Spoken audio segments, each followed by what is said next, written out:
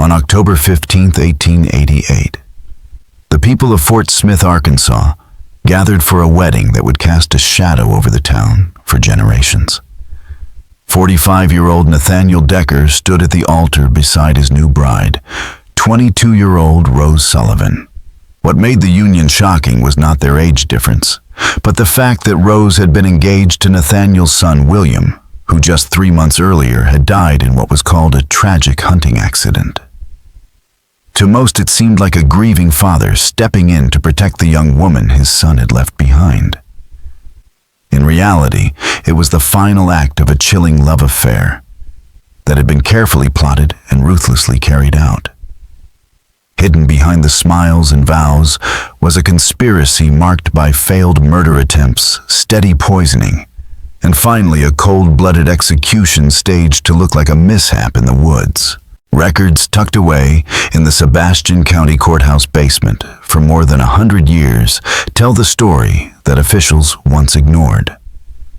Witnesses who tried to speak up often vanished or turned up dead under suspicious circumstances, their voices silenced before they could expose what they knew. As we unravel how Nathaniel Decker and Rose Sullivan crossed every moral line to be together, make sure to subscribe to the channel and tell us in the comments what state you are listening from. This is a tale of forbidden desire and family betrayal that will make you question just how far people are willing to go in the name of love.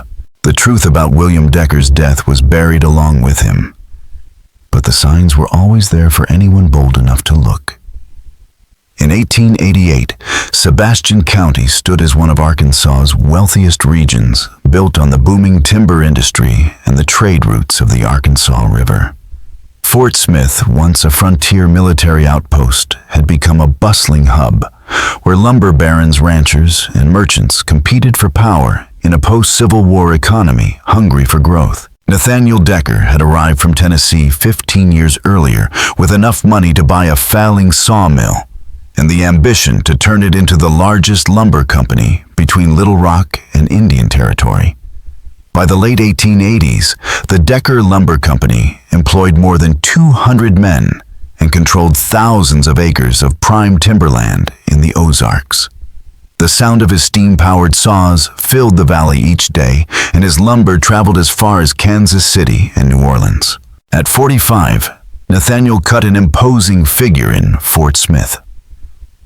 He stood 6 feet tall with sharp blue eyes and steel-gray hair, a man who balanced ruthless business instincts with a polished charm that earned him respect.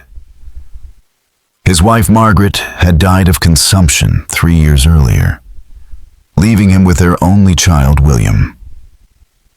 William, then 23, had inherited both his father's intelligence and his mother's gentle nature, but he lacked the ambition that had fueled Nathaniel's rise. To his father's eyes, William was weak. He handled bookkeeping and customer accounts far removed from the grueling labor and dangers of the lumber camps that Nathaniel believed made a man. Those camps stretched across the rugged hills east of Fort Smith, connected to the mill by narrow-gauge railroads that hauled massive logs down to the river. They were rough places filled with immigrant workers from Ireland and Germany, men who had escaped the crowded cities of the North to find work carving a living out of America's growing frontier.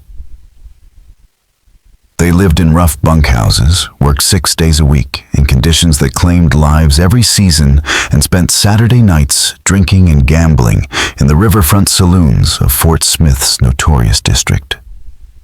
Into this rugged world of sawdust, sweat, and sudden death stepped Rose Sullivan on a crisp September morning in 1888. She disembarked from the paddle steamer Memphis Belle with nothing but a worn carpet bag and a letter of introduction from William Decker. Rose had been born in County Cork, Ireland, and brought to Boston by her parents at the age of 7. Her father, Patrick, worked the docks until tuberculosis claimed him when Rose was 15. Her mother, Bridget, kept the family afloat by taking in washing and sewing for neighbors.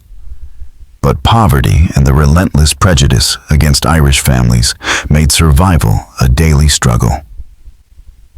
When a marriage broker approached Bridget in the summer of 1888 with word that a wealthy Arkansas businessman sought a good Irish wife for his son, it seemed like Providence itself had answered their prayers. William Decker had made his request through Catholic parish networks.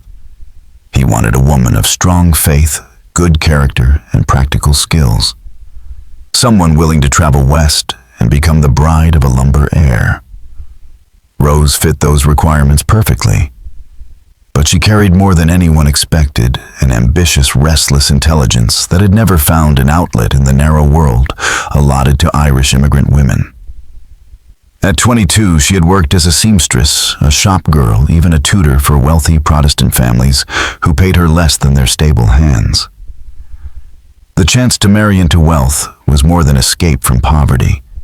It was an entrance into a society that had always closed its doors to her. The journey to Arkansas took 3 weeks by train to New York and then riverboat down the Mississippi and Arkansas rivers. William had sent her money for first-class accommodations and letters filled with dreams of their life together. His words painted the portrait of a thoughtful, bookish young man who wrote poetry-collected volumes on philosophy and dreamed of expanding the family lumber business into furniture making. Yet when Rose finally met him at the Fort Smith depot, she felt her first twinge of disappointment. William was exactly as his letters described, kind, educated, steady, and utterly unremarkable. He greeted her with nervous formality, escorted her into his family's carriage, and spent the entire ride apologizing for the dust, the heat, and the ragged appearance of the workers they passed. Their destination was the Decker Mansion on Garrison Avenue, the finest street in Fort Smith. The 3-story Victorian house boasted wraparound porches, ornate gingerbread trim, and manicured gardens, the clearest possible sign of timber wealth. Servants carried Rose's belongings upstairs, and she was told she would remain in the guest quarters until her wedding on October 20th, just 6 weeks away. That first evening, as she dined in the Decker family's lavish dining room beneath crystal chandeliers and oil paintings on burgundy walls, Rose's carefully charted future began to shift. The table could seat 12, though only 3 places had been set. At precisely 7 o'clock, Nathaniel Decker entered. He wore a perfectly tailored black suit that emphasized his broad shoulders, and he moved with the confidence of a man used to unquestioned authority. Rose, who had been politely discussing William's book collection, felt her breath catch as she saw him. William introduced them with nervous enthusiasm, and when Nathaniel took her hand in both of his, he held it a heartbeat longer than propriety allowed. His piercing blue eyes studied her face with unsettling intensity. "Miss Sullivan," he said in a voice deep and commanding, "William's letters hardly did justice to your beauty. Welcome to our home."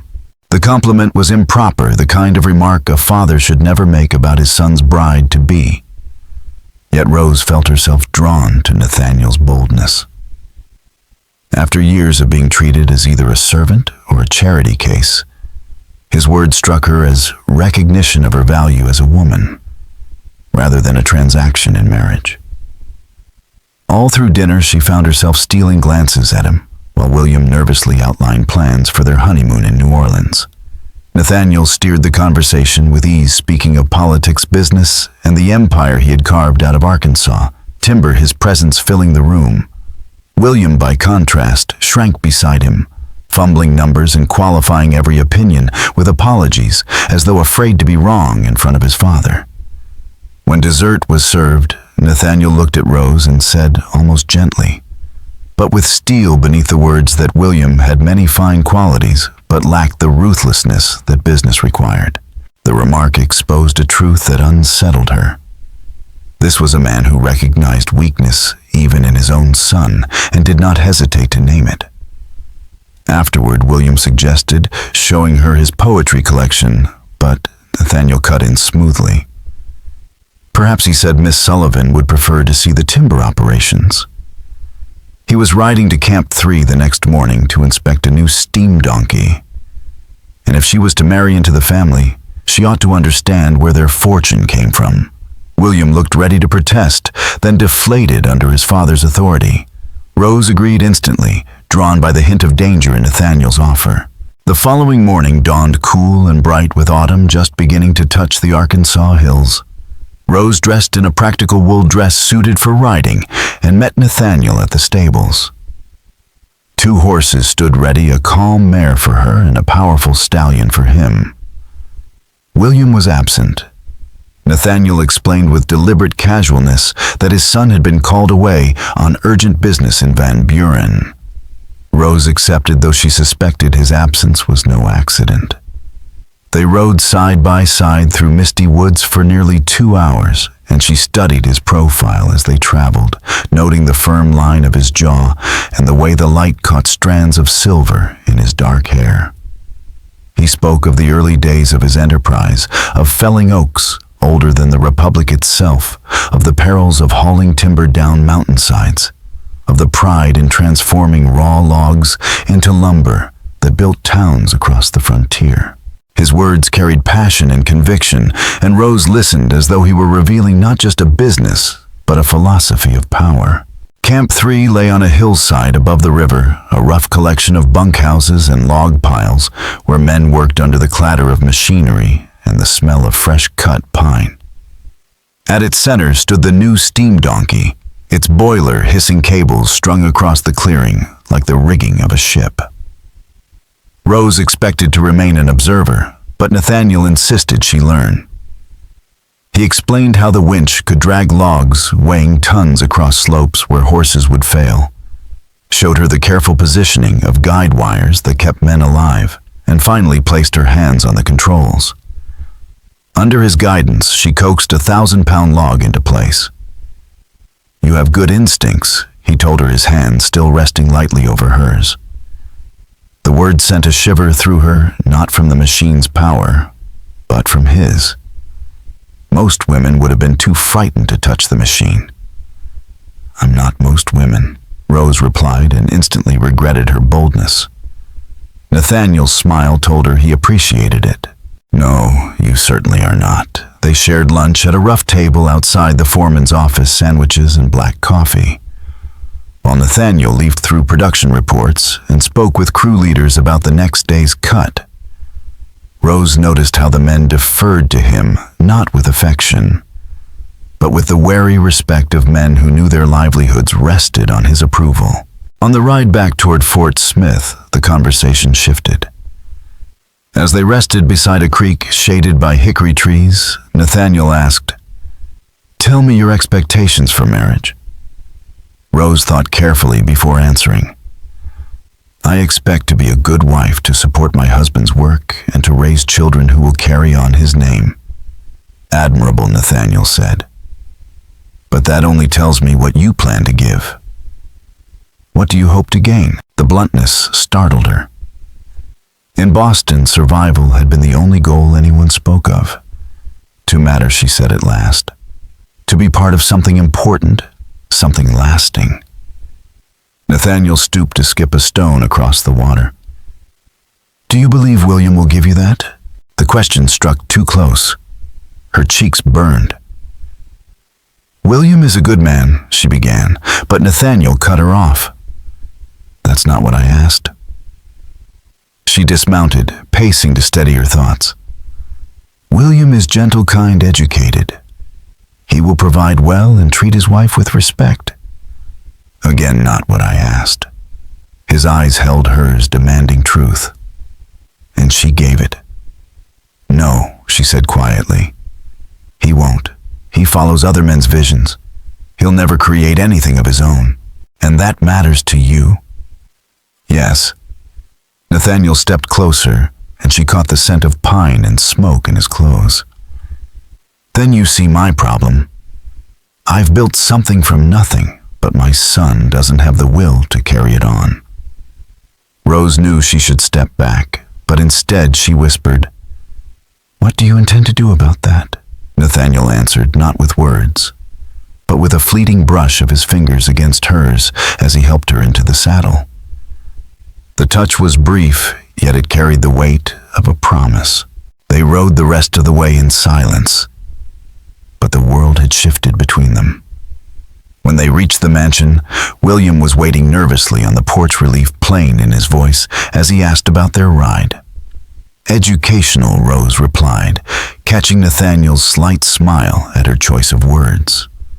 That night, lying awake in her guest room, listening to the creaks and sighs of the great house, Rose understood she stood at a crossroads.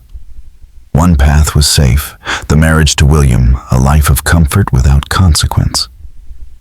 The other led straight toward Nathaniel, toward danger, desire, and choices that would destroy the woman she had been only a day before. When sleep finally came, Rose dreamed of steam donkeys and towering logs of strong hands, guiding hers as she mastered forces powerful enough to carve mountains and reshape rivers. In the weeks after her visit to the timber camp, a routine emerged that looked harmless to anyone watching from the outside. Yet it drew her steadily, almost imperceptibly deeper into Nathaniel's orbit.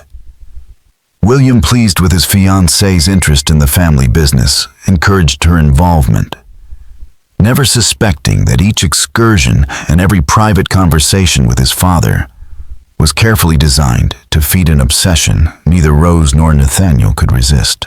Nathaniel made excuses to visit the mansion during the day, arriving with urgent documents, architectural plans, or messages from timber agents that always seemed to require immediate attention. These visits ended with invitations for Rose to accompany him, inspecting new mill sites, reviewing lumber at the riverside yards, or meeting machinery dealers from Chicago, eager to secure the Decker Company's patronage. Rose accepted eagerly, telling herself she was preparing to join the family business. She asked sharp questions about profit margins, absorbed the mechanics of grading lumber, and showed keen interest in the strategies behind running such a vast operation.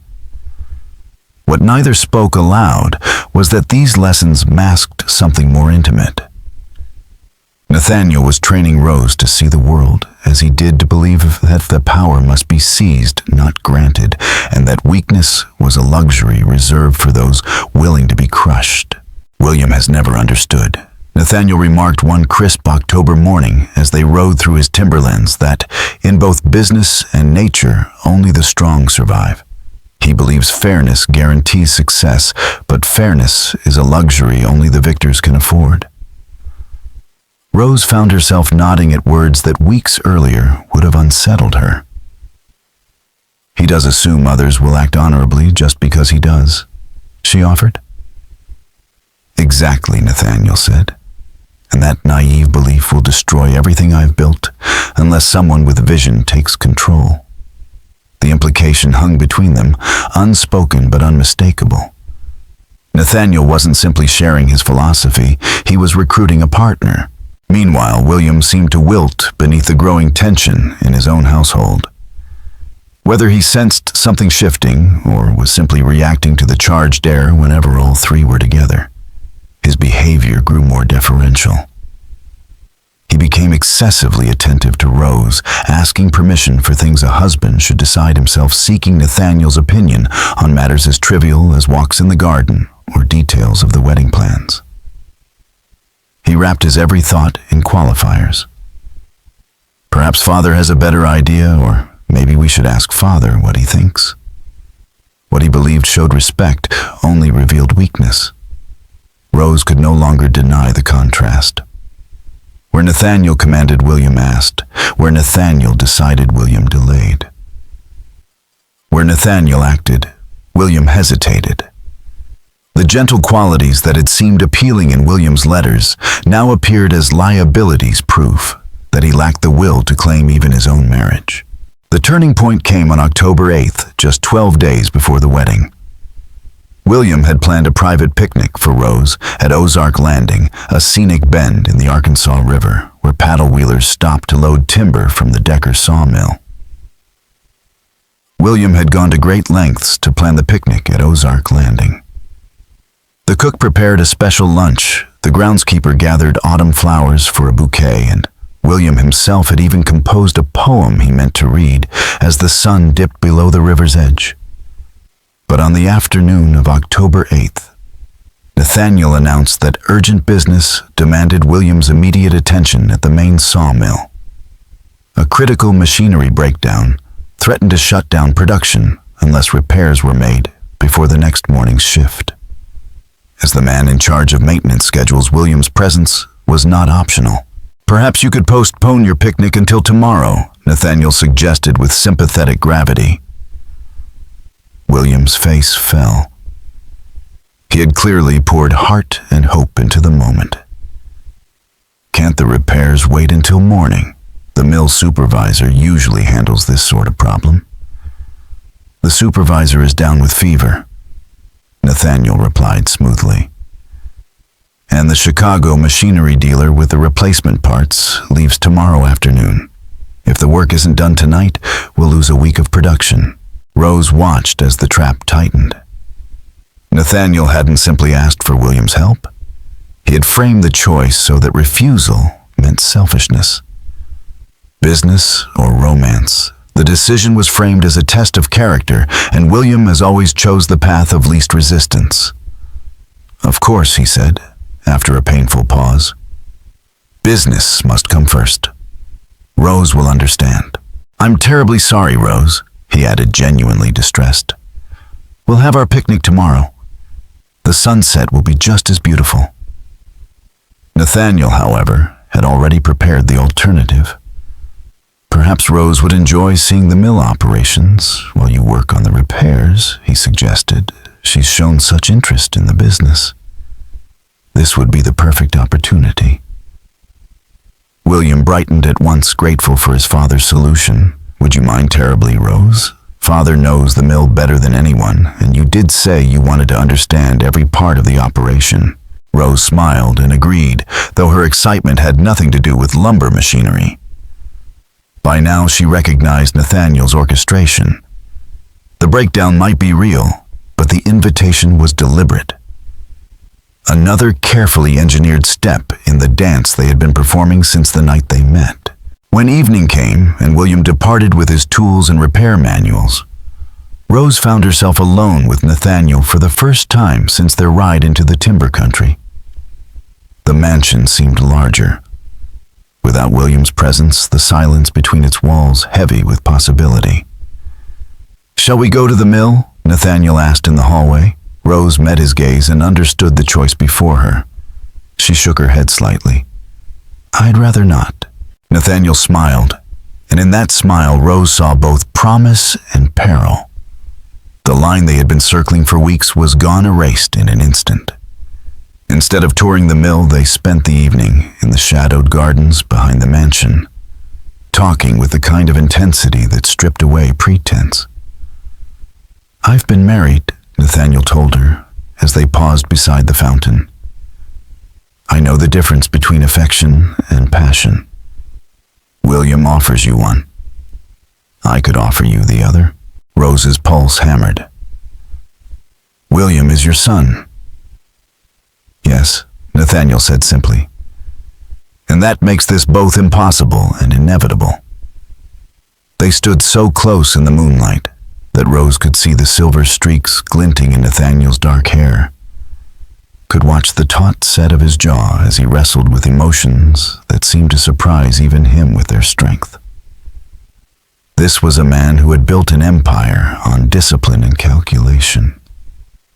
Yet here he was confessing to desires that ignored every boundary of propriety. "What are you suggesting?" Rose asked, though she already knew. "I'm suggesting that some hungers are too powerful to ignore, no matter how inconvenient." She turned away, desperate for distance, for clarity. And William Nathaniel's reply came without hesitation. "William will survive disappointment." He survived it before. The callousness of that answer should have chilled her. Yet instead, Rose found herself weighing its practicality. In Boston, she had been nobody, an Irish immigrant girl whose best future lay in marrying a dock worker or a factory foreman. William offered a way out of that life. But Nathaniel offered something entirely different, the promise of real power, the chance to help shape a legacy that would outlast them both. "I need time to think," she whispered. Nathaniel gave a patient nod, the confidence of a man certain of the outcome. Of course. But don't wait too long. Some opportunities never come twice. The next morning brought William's apologies in abundance. He had worked until dawn, repairing the sawmill machinery, and now weary but hopeful, assured Rose that business would never again interfere with their time together. "Did Father give you an interesting tour of the mill?" he asked at breakfast, clinging to the idea that Nathaniel's company had softened the sting of his absence. "We didn't actually go," Rose answered carefully. "Your father felt it wouldn't be proper for a lady to visit the mill after dark." William accepted this explanation with visible relief, too exhausted and guilt-ridden to question it. What he failed to notice was the fleeting glance exchanged between his fiancée and his father, a silent understanding, the first of many lies they would craft together. Over the following days, Nathaniel invented new reasons to keep Rose close. He claimed her perspective was needed to evaluate a property purchase, that her social presence was essential at dinners with buyers from New Orleans, that her refinement was an asset when entertaining machinery dealers from Chicago. William not only approved but encouraged these outings, grateful that his father seemed to welcome Rose so warmly into the business. To William, their growing rapport was proof of good fortune. To the town of Fort Smith, however, it was something else entirely. From her Garrison Avenue mansion, Mrs. Adelaide Forrester began noting the frequency of Nathaniel's midday carriage visits home, while William labored at the mill. These visits stretched far longer than any paperwork should require. At the River District Hotel manager, Thomas Brennan, received peculiar requests from Nathaniel for private dining rooms and discreet accommodations for supposed out-of-town business associates. Associates who looked remarkably like Rose Sullivan. And Father Michael O'Brien, the Irish Catholic priest preparing to perform the wedding, grew increasingly uneasy during his talks with the bride-to-be. Something in her questions, her shifting tone, made him wonder whether her heart was fixed firmly on William or dangerously entangled elsewhere. When Father O'Brien met with Rose to discuss the sacrament of marriage, he was unsettled by what he heard. Rose spoke with fire about building something that would last, about finding purpose beyond survival, about shaping the world with influence and intention. But she never spoke of William. Not his kindness, not her devotion, not even her anticipation of their life together. Marriage is a sacrament, not a business partnership, Father O'Brien reminded her gently. Of course, Rose replied, but the words came out flat, practiced like lines repeated without conviction. These were the kinds of observations that might have remained whispers in parlors and back pews had Margaret Henley not taken notice. Margaret was Fort Smith's most notorious busybody, and the wife of Harold Henley, the town's second largest lumberman. She had built her social standing on knowing the hidden lives of others, exposing affairs, frauds, and family scandals with the precision of a surgeon. And she had begun to watch Rose Sullivan with the same sharp eye. Her suspicions flared when she saw Nathaniel and Rose slipping into Murphy's Tavern one Tuesday afternoon, when William was known to be in Van Buren. Murphy's was a rough establishment favored by loggers, rivermen, and cattle drivers who drank hard and fought harder. No respectable businessman would take his son's fiancée there unless he had reasons for avoiding the polite venues of Fort Smith. Margaret's instincts told her that scandal was brewing, and she set about confirming it. She enlisted her Irish maid to pry into Rose's thoughts on marriage. She persuaded her husband to draw Nathaniel into their poker circle, hoping whiskey would loosen his tongue. She even timed her afternoon strolls to coincide with the comings and goings at the Decker mansion. Piece by piece, Margaret built her case. She discovered that Nathaniel and Rose had been meeting privately for weeks, their talks stretching far beyond business. Their interactions carried the charged weight of emotions neither could contain. At the same time, she noticed William's decline. He appeared pale and exhausted at social gatherings, plagued by headaches and stomach pains. His modest confidence in business matters seemed to have drained away. When Margaret mentioned her observations to Harold, he confirmed them. At the poker table, Nathaniel brushed off concern, saying his son had been working too hard and needed rest before the wedding. But Mill's supervisors whispered a different story. William could barely finish a day without retreating to his bed. Margaret's instincts, sharpened by years of catching whispers others missed, told her that William's failing health was not an isolated matter, but somehow bound to the dangerous connection between his father and his bride-to-be. She could not yet prove it, but she sensed the presence of secrets corroding the very foundation of the Decker household. Her moment came on October 17th, just 3 days before the wedding. The day dawned gray and wet drizzle, turning Fort Smith's unpaved streets into muddy rivers and driving its citizens indoors. It was weather that encouraged confidences, weather that cloaked transgressions. That morning, William was meant to travel to Little Rock to close a deal with a new timber buyer. Instead, he doubled over with stomach cramps so sharp he could hardly stand. Dr. Samuel Hayes, the family physician, declared it nerves, marriage, stress, nothing more prescribing, bed rest, and bland food. But to Margaret Henley, watching from her window and from the edges of town gossip, it looked like something far more dangerous had taken root. Dr. Hayes dismissed William's condition as nothing more than the nervous ailments common to young men before marriage. A few days of rest, he assured Nathaniel in the front parlor, would restore his strength. Nathaniel accepted this verdict with all the outward concern of a devoted father. But Rose caught what the doctor did not, a flicker of satisfaction in his eyes. The subtle look of a man whose plans were unfolding exactly as intended. With William bedridden and the Little Rock negotiations pressing, Nathaniel announced he would handle the trip himself. It might take 2 or even 3 days, he explained, depending on the buyers. Then, with practiced casualness, he suggested Rose accompany him. She had shown such eagerness to learn the business, and these talks would provide invaluable lessons in contracts and pricing. Hayes nodded warmly at the idea, praising the civilizing influence her presence would bring to rough negotiations.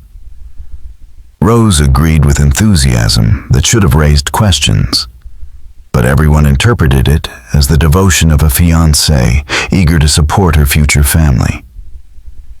In truth, she understood perfectly. It was an opportunity time alone with Nathaniel, beyond the watchful eyes of Fort Smith society. But Margaret Henley, ever watchful from her window, understood the scene better than anyone. She saw Nathaniel and Rose departing in the Decker carriage, bound for the station together, unchaperoned, just days before a wedding already shadowed by rumor. To her, it was confirmation. And Margaret never sat on confirmation. Within the hour, she had dispatched a servant to the telegraph office with messages to her Little Rock correspondence women, whose social reach rivaled her own, instructing them to observe closely the movements of any visiting timber merchants and their suspicious companions. That was only her first step. Margaret knew opportunity when she saw it, and with Nathaniel and Rose away, she turned her attention to William. Arriving at the Decker mansion with a basket of herbs and the expression of a solicitous neighbor, she was ushered to the sick room where William lay, pale and trembling beneath heavy blankets. He looked dreadful, his eyes dulled, his frame thinner than it had been even weeks before. Yet he welcomed her, kindly eager for the company.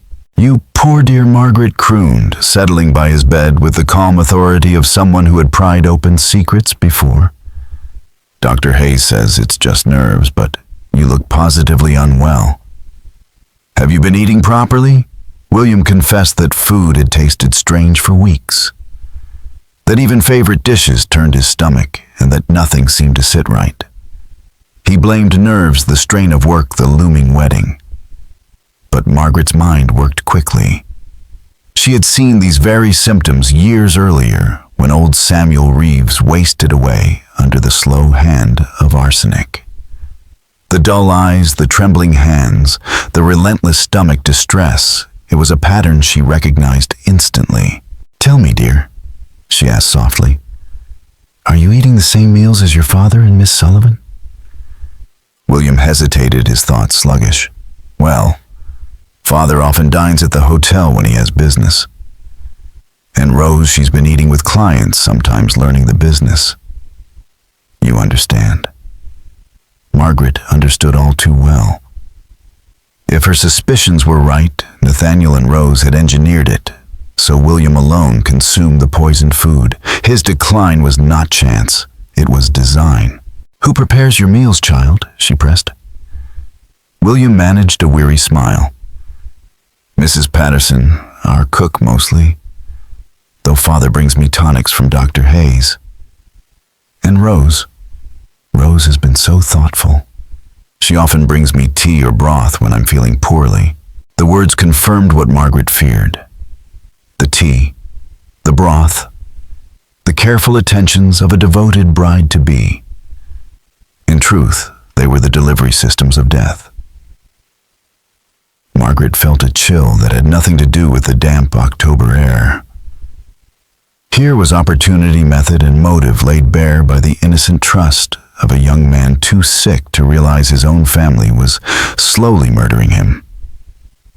Yet Margaret was far too skilled in the art of scandal to speak too soon.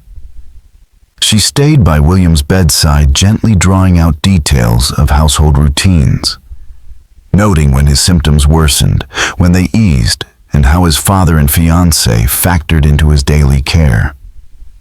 By the time she rose to leave, she carried with her a damning pattern.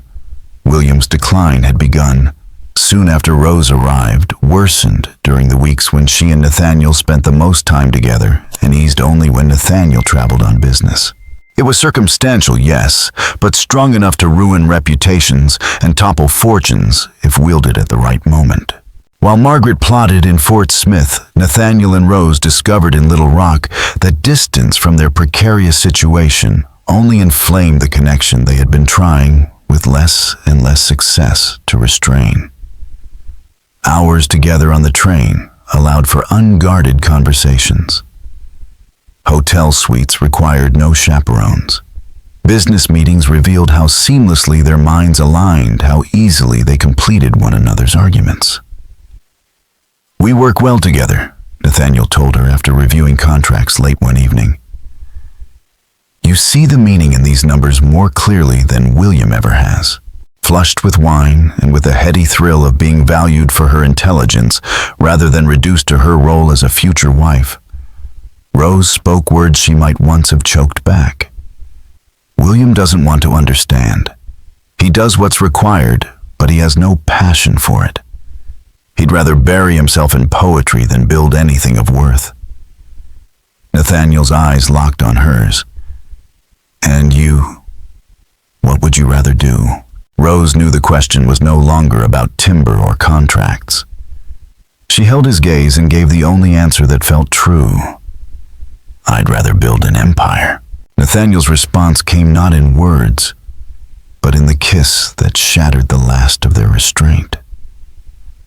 Rose returned it with equal fire, and in that instant, the pretense of propriety was gone. That night bound them together, not just in passion, but in purpose. Between whispered caresses, they spoke in careful euphemisms, their thoughts circling a single, unspoken truth.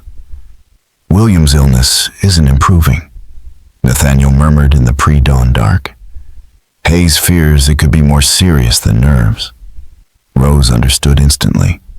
How serious, potentially fatal.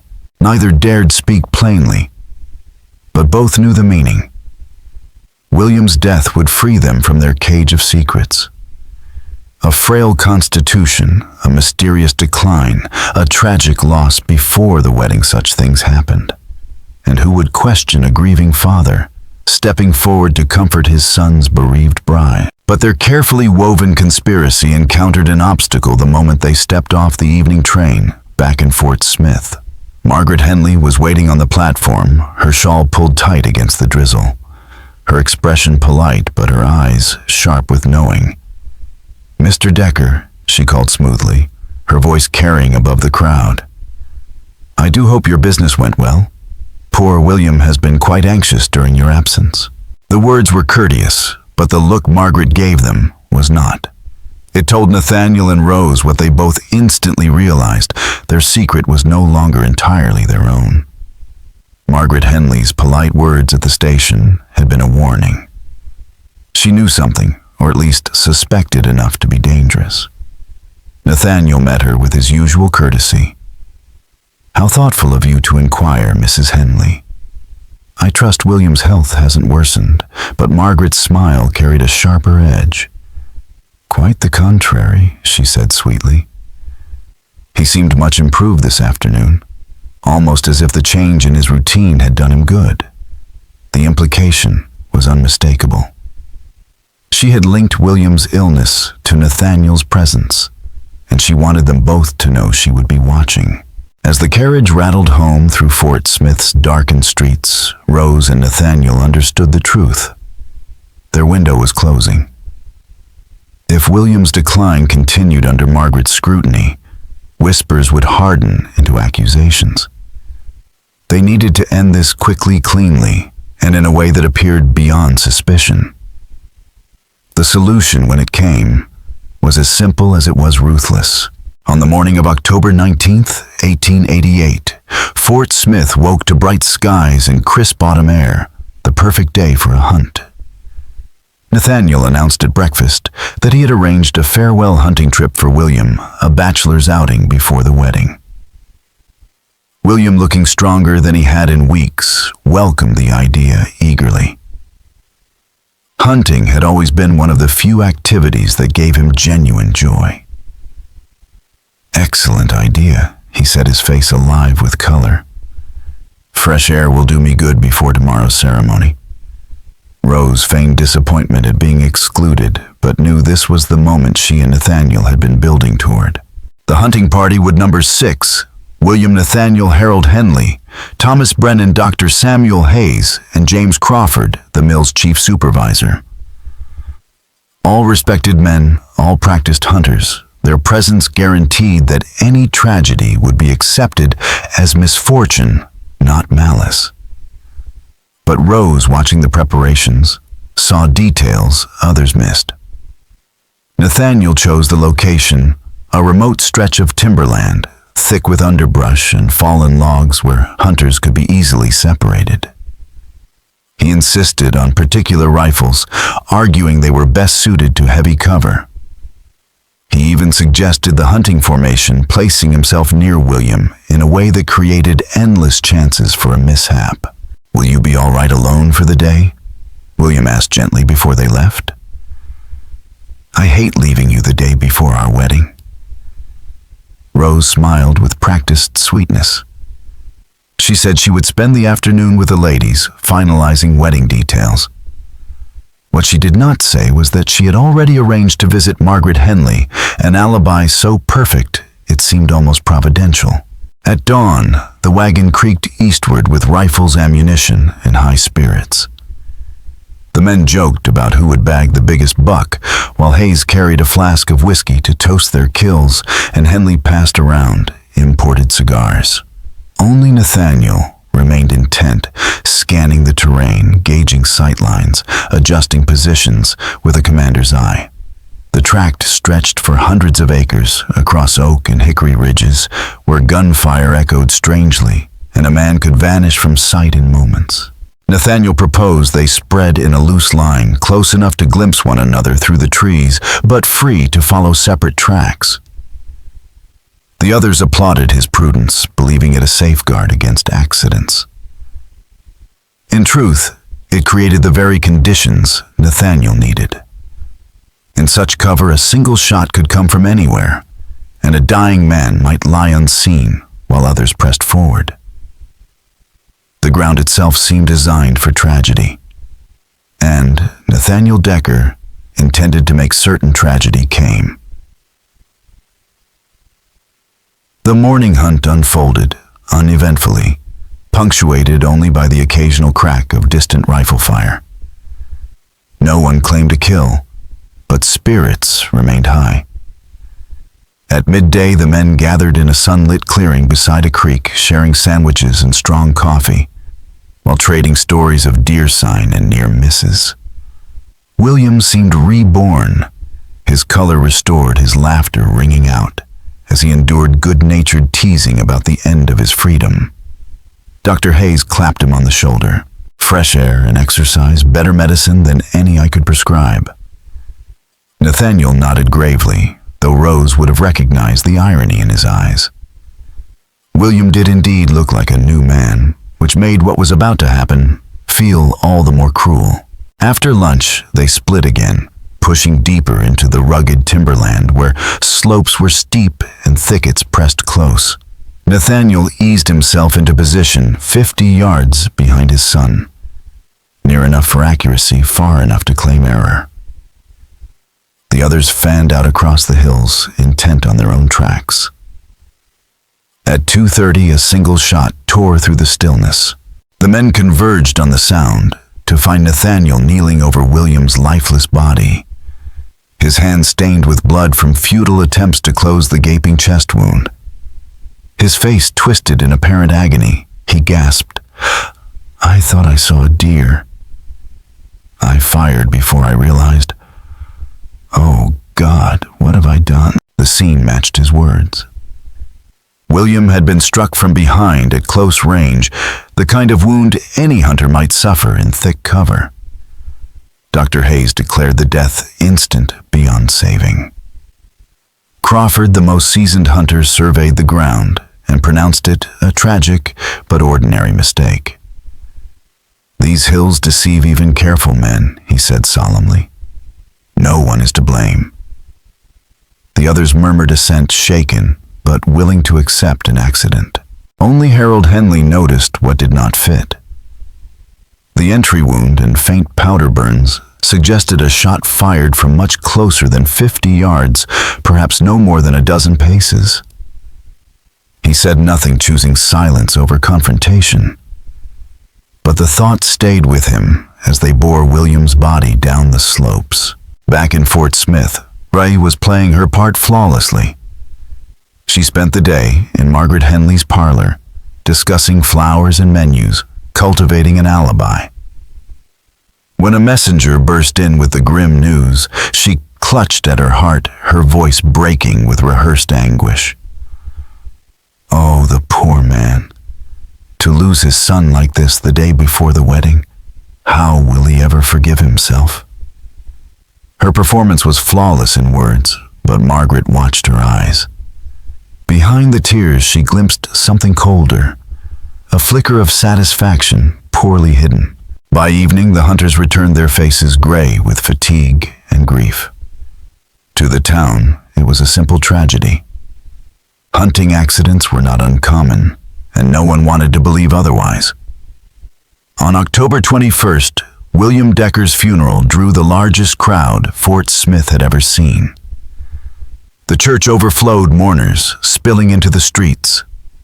Nathaniel, broken and trembling, could scarcely speak. When he collapsed at the graveside, sobbing in his friend's arms, even the doubtful surrendered their suspicions. His guilt looked too real to be staged. Rose stood in mourning black, dignified and composed, accepting condolences with quiet grace. Some suggested she return to Boston, but she declined gently. "I couldn't abandon him now," she told Father O'Brien. "William would have wanted me to care for his father." The priest nodded, sadly touched by her devotion. Margaret Henley, however, saw something different, a woman who had lost a fiancé, yet gained everything she truly desired. Father O'Brien accepted Rose's explanation, though uneasily. Something in her composure troubled him, though he could not yet give it words. Margaret Henley, however, needed no such hesitation. She saw clearly what others refused to admit. Rose had no intention of leaving Fort Smith. This town represented everything she had ever desired. wealth, social position, and a partner ruthless enough to bend the world to his will. Still, Margaret knew accusation without proof was suicide. Nathaniel Decker commanded too much respect, his power too deeply rooted. Words alone could not bring him down. The only evidence that might have damned him lay 6 feet under in Fort Smith Cemetery beside his son. So Margaret bided her time. She watched. She listened. She wrote. She gathered testimony from servants, tracked Nathaniel's carriage calls, noted the precise timing of Rose's appearances, and began to build a record. Her patience was rewarded. By Christmas of 1888, Nathaniel and Rose were seen together, often their shared grief a convenient explanation for a closeness that already surpassed propriety. By Easter 1889, whispers of engagement rippled through town. And in June of that year, just 8 months after William's burial, their marriage was quietly performed. What the public saw was a father and fiancé bound by loss and determined to make meaning from tragedy. What Margaret saw was a conspiracy rewarded. The marriage gave Nathaniel new vigor and Rose the status she had hungered for all her life. Together they managed the lumber empire with ruthless efficiency. They traveled, negotiated contracts, entertained buyers, and presented themselves as partners in both life and business. To the town they appeared dignified, even admirable. To Margaret, the mask was transparent. Their intimacy bore the ease of long practice. Their private jokes hinted at a bond that predated William's death, and Rose's astonishing grasp of business matters betrayed an education that could only have come months earlier when William still lived. She spoke contracts, profits, and markets with a precision that revealed not a novice, but a woman already long prepared for control. When Margaret shared these observations, Harold Henley reluctantly agreed. He too had noticed Rose's unnatural fluency. "It's as if she had been studying the business for months," he said grimly. "As if she was preparing to replace William all along." Margaret nodded. Here was proof of planning, evidence that William's death had not been chance, but strategy. And yet, it was not proof a court would recognize. No witnesses, no confession, nothing tangible, only a pattern seen clearly by those willing to look. Then, in the summer of 1891, fate seemed to stir. James Crawford, the mill supervisor who had stood beside William's body and declared the accident textbook, was found dead at home. Dr. Hayes called it heart failure, noting that Crawford had long complained of chest pains. But Ellen Crawford confided her doubts to Margaret in hushed tones. Her husband, she said, had been restless, disturbed in the weeks before his death. Nathaniel had visited him more than once, each time leaving him agitated. He had whispered of things that did not add up, of questions about the hunting accident, of fears that they might need to leave Fort Smith before it destroyed them. He was frightened. Ellen said, her eyes darting like a woman betraying dangerous truths. Not for his life, but for what he knew. He said it could ruin us. Margaret needed no translation. Crawford had seen too much, understood too well, and Nathaniel had silenced him. 6 months later, came another accident. Dr. Samuel Hayes, the physician who had declared William's death instantaneous and accidental, was thrown from his horse on a routine house call. A snake had supposedly spooked the animal, and Hayes's neck snapped against a tree. It was written off as tragedy, but to Margaret, the timing was far too neat. Crawford dead. Now Hayes. Both men had carried knowledge that could unravel the official story. Both gone before they could ever speak it aloud. Margaret Henley came to understand that what she had witnessed was not one isolated murder, but a pattern of calculated elimination. One by one, anyone who might threaten Nathaniel and Rose's secret met a suspicious end disguised as illness, accident, or misfortune. When her own husband Harold began voicing doubts, Margaret feared the pattern would claim him too. She was right. In March of 1892, Harold fell violently ill after a business dinner hosted by the Deckers. The doctor blamed spoiled oysters. Margaret recognized the same slow, deliberate poisoning that had once hollowed William Decker. But this time, Margaret was ready. For years, she had been gathering notes, cultivating allies outside of Sebastian County, and documenting every strange death connected to the Decker household.